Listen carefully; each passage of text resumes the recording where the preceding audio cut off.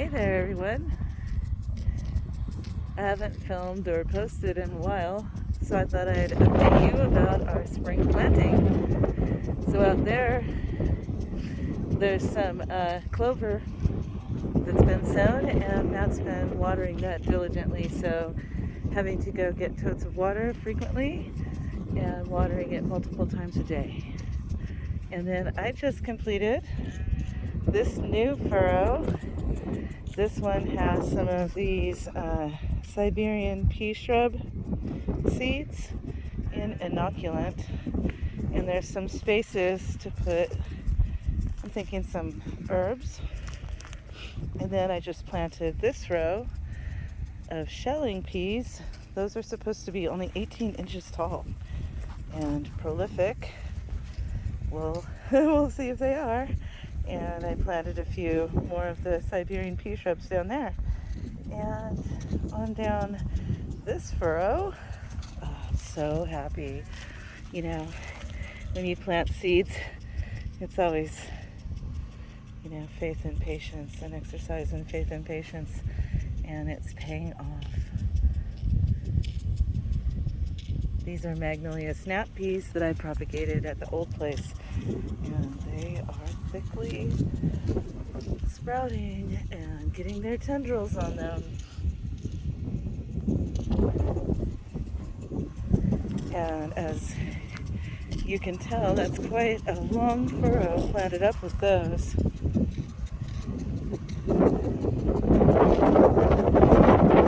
We do the opposite of planting in raised beds in the desert here. Got this dry wind blowing all spring long. Now here we are in the onion patch,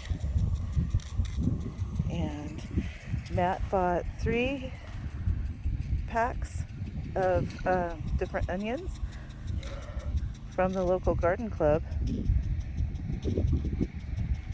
and they are all doing really well. So these were onion starts, not onion sets, so they look like little baby green onions.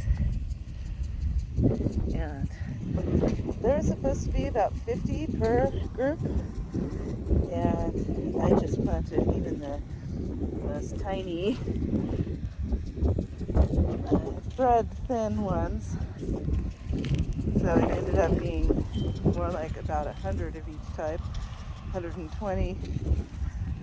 And I've been watering these daily as well. These were the skinniest ones going down this fence. But so 300 to 400 onion starts getting rooted. I'm rooting for them. Hi, Hooey. How are you doing? Yep. That ram petroglyph has rammed out his fence here. So those two are going to be moving into a new location, larger with a tree, until the pastures are fit to graze on. But until now, he's just hungry for his dinner and bored. Hi there, aristocrat. I'm glad you're not as big of a brat. Holy cow, petroglyph. But both of them are shedding. Aristocrat let me use the shedding rake on him that we just got in the mail today. And every day is bean collector day. It's yesterday's pile. And that goes out into the gardens. Over here is Cat Calamity. And we've been calling her the cat clown car, because I wonder how many are in there. She is wide, and she's getting ready to produce milk. So Hooey and Cat Calamity have they're making a family. Ah! Don't do that, silly kitty. And so I've set up 2 different nesting areas for her. We'll see which one she chooses. or she makes one for herself. It's just a love tap. Over here in the rabbit garden, Matt just named this the pea perimeter because, again, there are snap peas planted here. Over here are volunteer sunflowers from the sunflower row from last year. So everywhere we're coming up sunflowers. Inside this cage is a blackberry bare root.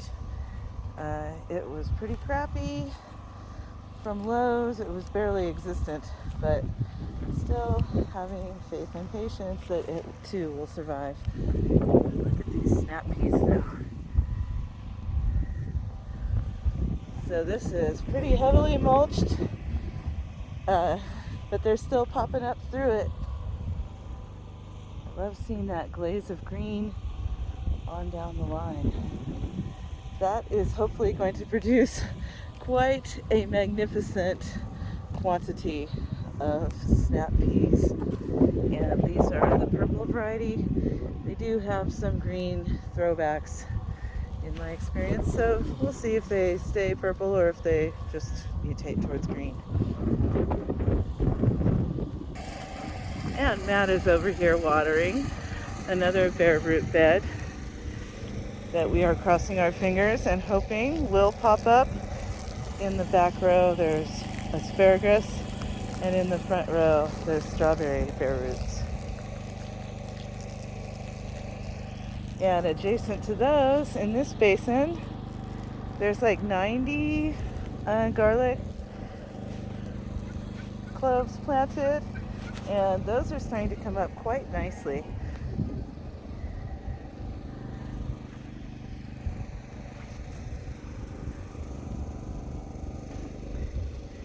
And in the center row, there's some garlics, and there's also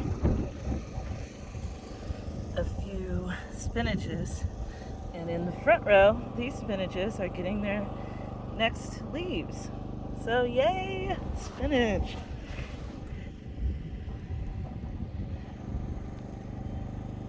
So these were the basins that got loaded up with our nightshades last year, and then we drilled additional tree holes on down the line. And so this one Matt fixed up real beautifully in one of the drilled holes, the augered holes, that has several feet of composting kitchen waste.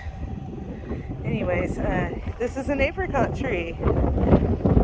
So this is our first grafted fruit tree, and he sunk a perforated PVC pipe down there in order to water deep down at the roots. Now this is the pasture mix that Matt planted last spring, and it overwintered beautifully. And then our willow trees are leafing out.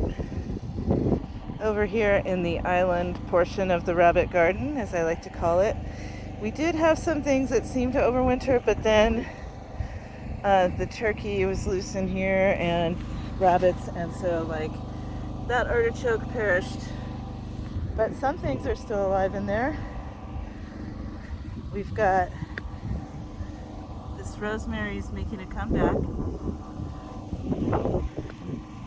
This is a rootstock apple, not grafted, and it is leafed out beautifully.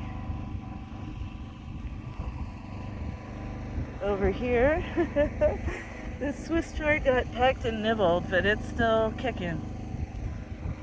Over here, we got a red raspberry coming out of dormancy. So excited to have fruit. I don't know if these two lemongrasses will make it, but look at these comfreys. Yeehaw! Now these are the kind that you have to divide by the roots, and they do not produce seed.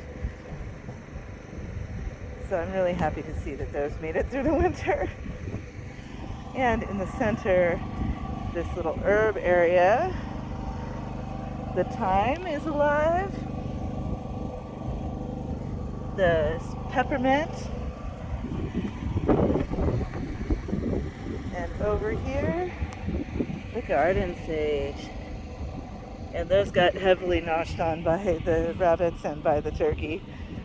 Now, this rabbit garden is a mess, so not really wanting to pan over everything. The cardboard cycle is way ahead of me. And, you know, we're still coming out of winter, so it's not that pretty out here right now. Here in the filigree garden, actually some crops survived through the snow, but the animal pressure knocked them back down. Like there were lettuces that did great.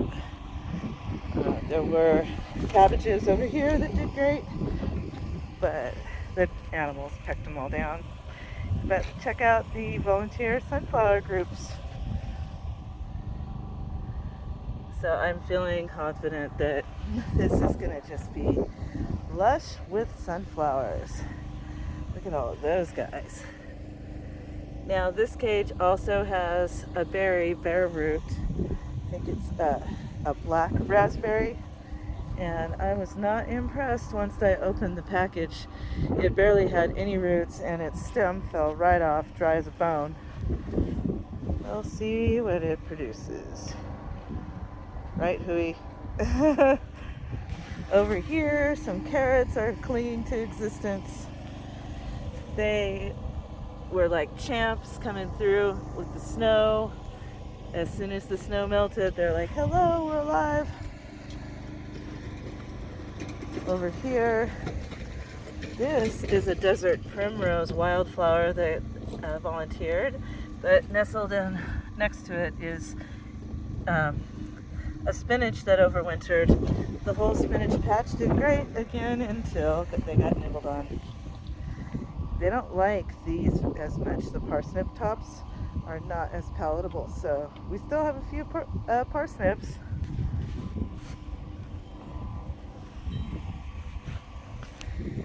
Yeah, lots and lots of sunflowers.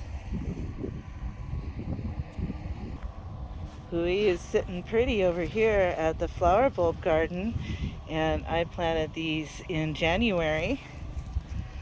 And check that out. Ooh, I'm so excited. Such pretty flower bulbs. Wonder what you will be. Hyacinths and can never remember what those little spidery ones are called. Muscaria or something like that. And that right there is a tulip waiting to open up.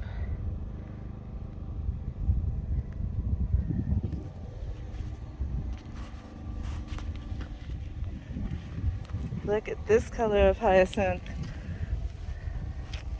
I just love it. There's another pink one down at the end. And there are supposed to be daffodils in here too, and I'm guessing that's what those are. So this little garden is fed by water dripping off the eaves, and it also collected a lot of snowdrifts. Now out here at the front gate, greeting us as we come in. I'm on the inside, so when you come in from the outside, here are more of those bulbs. What a display. On both sides of the gate.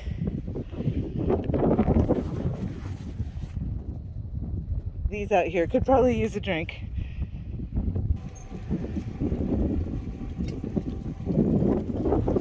Here's a closer view of the irrigated spot. The other day I did spot a daikon sprouting, but we've had a lot of doves come around. Don't know if they took it all or not. Well, it's dinner time for the ewes. Let's see how big Surprise is getting. They love their dinner time. And look, Surprise is getting so big.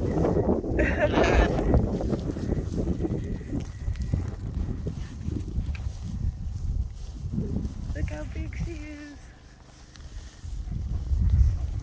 And it's not too much, it's pretty close to about a year since we got these black belly ewes.